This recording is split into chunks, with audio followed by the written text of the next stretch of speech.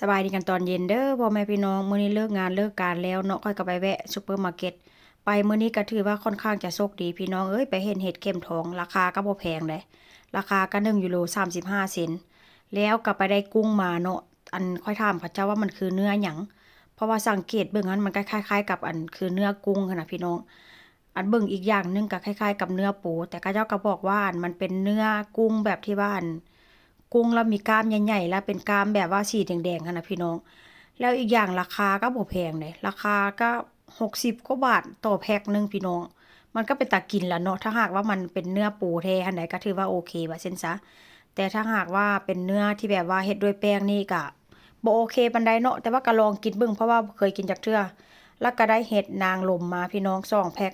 มื้อนี้ข้อยอยากกินแบบว่าอันซุปเห็ดหั้นน่ะพี่น้องโดนเติบละคืออยากกินว่าซั่นซะเนาะมื้อนี้ก็เลยสิซื้อมาแล้วก็จิลวกจิต้มแล้วก็ จิเฮ็ดคล้ายๆกับลาบนั่นล่ะเนาะจิเฮ็ดซุปกินว่าเส้นสามมื้อนี้นะมื้อนี้ก็ไปแวะแล้วก็ได้อันหยังก็มื้อนี้เป็นวันศุกร์พี่น้องส่วนหลายคนทางนี้เนาะเขาเจ้าจะเอาขนมหรือว่าเอาเงินให้ลูกหั้นน่ะเขาเจ้าจะให้มื้อวันศุกร์เขาเจ้าบ่ให้ทุกมื้อคือบ้านเฮาได้พี่น้องแล้วก็ได้ช็อกโกแลตมาแล้วก็ได้ครัวซองมาครัวซองนี้ข้างในก็บ่มีหยังเด้อเพราะว่าค่อยซื้อช็อกโกแลตมาแบบนี้พี่น้องเพราะว่าตื่นเช้ามานั่นเนาะ เวลาลูกชายกินนมหรือว่า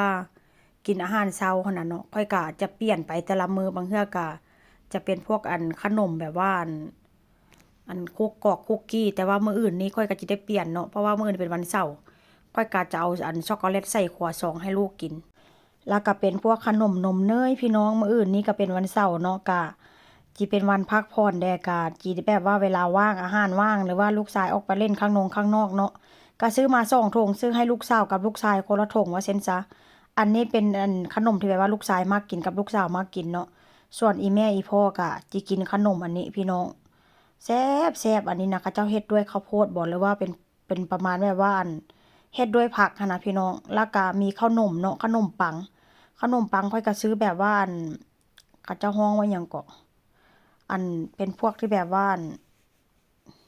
เขาเจ้าประมาณว่าเป็นพวกอินตาการหั้นน่ะพ่อแม่พี่น้องเป็นพวกแบบเฮลทีจักหน่อยเนาะมื้อนี้ซื้อมาก็กินได้2-3มื้อพู้นล่ะว่าเซ็นซะเพราะว่าวันอาทิตย์เนาะเขาเจ้าหยุดจังซี่นะพวกบาร์อะบางเทื่อก็คร้านออกไปซื้อขนมปังเนาะก็ซื้อมาไว้ว่าเซ็นซะเนาะแล้วก็เป็นถั่วดินนี่ก็ซื้อมานั่งกินเล่นคันบ่ซื้อมานั่งกินเล่นก็ซื้อมาใส่ตำแจ่วพี่น้องเวลาเฮ็ดน้ำจิ้มว่าเซ็นซะเนาะแล้วก็ซื้อขนมปังเป็นก้อนมานำ เพราะว่าพวกนี้มักกินขนมปังแบบนี้แต่ถ้าหากว่าที่ว่าเป็นธงใหญ่นะขนมปังธงใหญ่ก็ซื้อมาตุนไว้ว่าเซ็นซะ